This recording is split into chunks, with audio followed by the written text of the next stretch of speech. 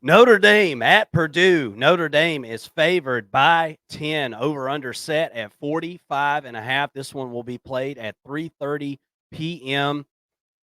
Notre Dame is the most recent product of the point and laugh special in college football. After an agonizing defeat at the hands of NIU, this comes just 1 week after a road victory over Texas A&M that had everybody oohing and awing at the Golden Domers. Offense was never a highlight of either one of these games for Notre Dame, as Riley Leonard has struggled to get the ball to receivers, completing just 61.3%. It's not that bad, but it's not great. Of passes for a total of 321 yards through 2 games. He has yet to throw a touchdown, and he has 79 yards rushing and 1 touchdown on the ground. Defensively, the group has looked extremely stingy. Standout secondary players Xavier Watts and Ben Morrison are lockdown cover men and will need to be avoided by Purdue at all costs if they're going to win this football game. A defensive line made up of 4 graduates, just extra veteran guys, makes for some really, really tough sledding for opposing offensive lines. Howard Cross is the anchor of that line and is really, really good at anchoring that line. Points will be hard to come by in this one for really for any opposing team facing Notre Dame. But scoring has been an issue for Notre Dame themselves. So a blowout seems really, really improbable here in this matchup without the defense, scoring some touchdowns or creating some turnovers for Notre Dame. Riley Leonard, to put a cherry on top of everything, now his non-throwing shoulder is injured. He had MRIs and is expected to play, but certainly should hamper his running ability and ability to lower his shoulder in this game. It's widely thought that this was a completely renovated wide receiver room for this Notre Dame unit. We know that they've only got 1 returning starter on the offensive line as well, which has made things all the more complicated. Nobody knows what the wide receivers can do at this point because Riley Leonard can't get them the football for whatever reason. I don't know if the wide receivers aren't open or if he just can't get it to them. Whatever it is, this Notre Dame offense has struggled, and that's not going to stop. And Vegas says so with their 45.5 point line here in this one. Mason, you've got some info for us on the Purdue Boilermakers. Bowler up, my friend. What do you think? Well, do you know who leads the country in passing completion percentage? It's Hudson Who's Card. that? It's Hudson Card, 96% so far What? passing completion percentage. Yeah. So what's interesting about Purdue, and if you haven't been following Purdue football, I don't blame you in a lot of ways. They haven't played anybody. They've had 1 game so far. Had a really They peculiar bye week in week 2. So um, the jury is still completely out for Purdue, right? They played Indiana State in week 1, blew them out as they should, 49-0. And Hudson Card was 24-25, which is really impressive. But most of those passes went to the tight end, Claire. He had 5 catches for 71 yards and a touchdown. They did get their backup quarterback in as well. He had 10 attempts as well. So, I mean, this was a blowout game and a game where Purdue was able to get better. They were able to get their secondary or second team players in. They had 20 players on defense record a stat. So, really impressive in that sense. But what we don't know about Purdue is a lot, but in particular, the injury situation. We don't know if CJ Smith is going to go.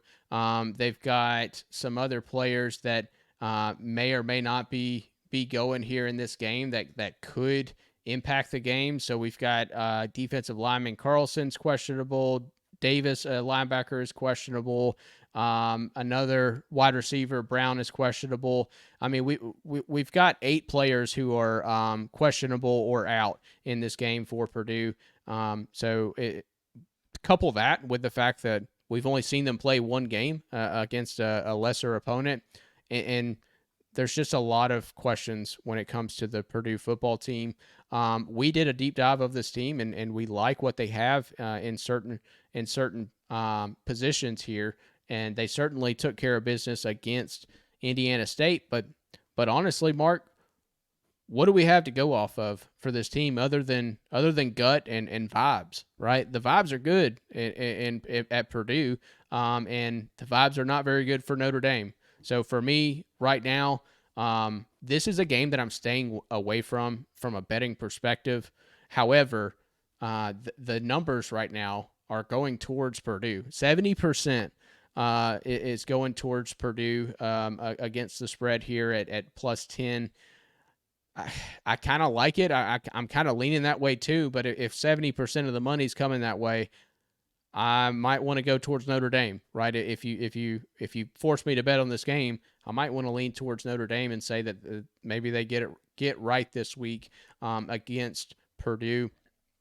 But I'm here to tell y'all if you haven't studied Purdue, they're a team on the up and up. The coach Walters has come in and done a lot in the transfer portal. They've got some key players at some key positions. They've got a few, I think 3 Georgia transfers, if I'm not mistaken, maybe even more than that, and some playmakers for sure. So anxious to see what they do. Again, we don't have a ton of data to go on for the Purdue football team, but I would be staying away from this if I were you because they might just be that good.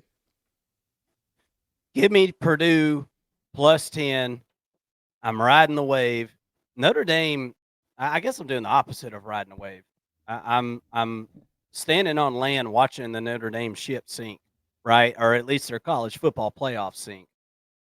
Yeah. I don't know that Purdue wins this football game.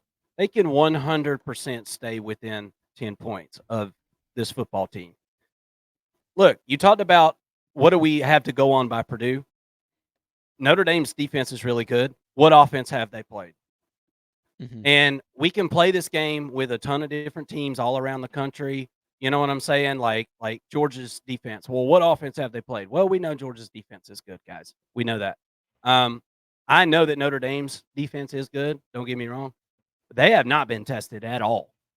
And I'd be willing to say that Purdue, depending on, injury situations and things like that, they they got just as many, if not more, playmakers than Texas A&M does on their offense. So who's to say that Purdue can't bust 1 or 2? And that may be all you need here. That may be all that you need because Notre Dame's offense just had absolute fits with NIU last week. So with all that being said, give me Purdue plus 10. The over-under, I think they're begging you to take the over, and I think you've got to take the under in this one. I don't. If Purdue's going to have a shot in this one, I think it's going to be a really, really low scoring football game where they protect the football. Give me Purdue plus 10, and if I'm playing it, give me the over.